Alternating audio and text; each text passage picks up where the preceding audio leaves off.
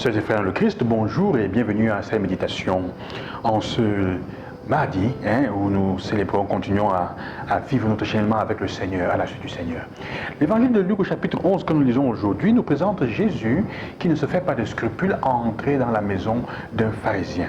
C'est une chose intéressante, Jésus ne fait pas de discrimination. On ne peut pas dire que Jésus va seulement chez ceux qui sont pauvres ou sur une catégorie de personnes. Jésus va chez les personnes, il choisit les personnes. Il ne joue pas sur les catégories, mais sur les êtres humains, ceux qui ont besoin. Alors l'homme lui demande, lui, notant qu'il n'avait pas fait les ablutions, qu'il ne s'était pas lavé les mains et autre chose, comme on dit que oui, et il est étonné.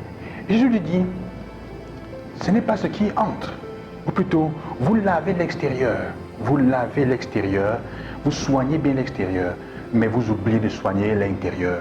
Comme si celui qui a fait l'extérieur n'est pas le même qui avait fait l'intérieur. Jésus est en train de nous dire une chose, frères et sœurs. Combien de temps mettons-nous à soigner notre apparence extérieure? C'est un discours que nous connaissons, mais qu'il est bon de rappeler. Combien de temps mettons-nous à soigner notre apparence extérieure, notre relation? Comment on voudrait qu'on nous voit? Je vais à la messe, les gestes et des aspects extérieurs, mais ça reste extérieur.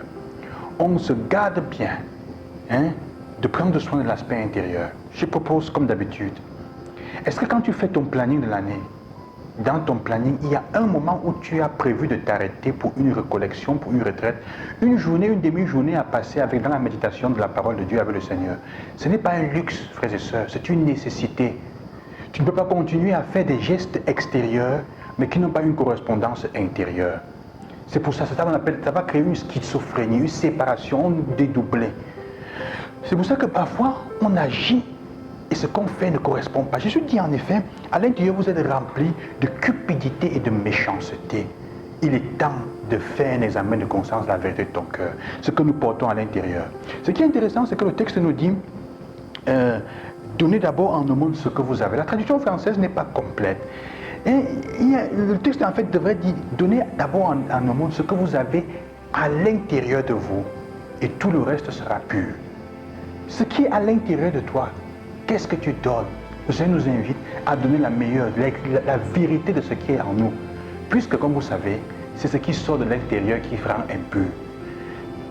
Tu es là, c'est-à-dire on fait beaucoup de choses, beaucoup de prières extérieures, beaucoup, mais on ne prend pas le temps de prendre soin de son âme et de son cœur. Comment est ton cœur en ce moment, mon frère, ma soeur? Quel est-ce que tu portes dans ton cœur? Avec combien de personnes est-ce que tu n'es pas capable d'être vrai en ce moment, de leur dire la vérité, de leur révéler ton cœur? C'est ça, donner en aumône ce que vous avez à l'intérieur. De bon, dans ce moment, combien de fois tu n'es pas libre de manifester l'amour comme tu devrais? Il y a quelque chose qui te bloque. Parfois tu te demandes, je ne suis pas comme ça d'habitude. D'habitude je suis plus libre, je suis plus porté vers l'extérieur, je suis plus aimant, je suis plus joyeux. Qu'est-ce qui ne va pas? Il y a en ce moment quelqu'un qui vit cette situation.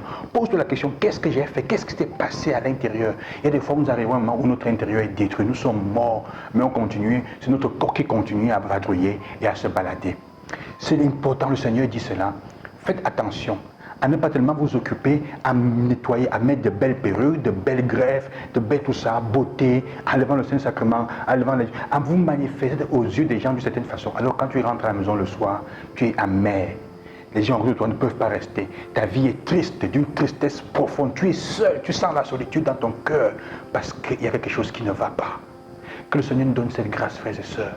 La grâce de donner en aumône ce que nous avons, ce à l'intérieur, de beau, de plus beau, de le chercher. Mais prenez du temps vraiment pour mettre dans votre agenda, au moins une fois l'an, un moment de retraite avec le Seigneur pour soigner aussi l'intérieur. Le Seigneur regarde plus l'intérieur. Parce que c'est de ça. Il y a des tâches, parfois, quand elles sortent sur le corps, elles ne sont que le signe d'une pourriture qui en est l'être à l'intérieur. Donc, quand les choses extérieures ne vont plus bien, on dit tu es en train de changer, tu ne vas pas bien. Il y a quelque chose qui ne va pas dedans.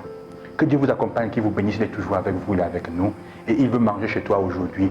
Qui que tu sois, peu importe ta classe sociale, il veut manger chez toi. Il veut habiter chez toi. Que le Seigneur te bénisse.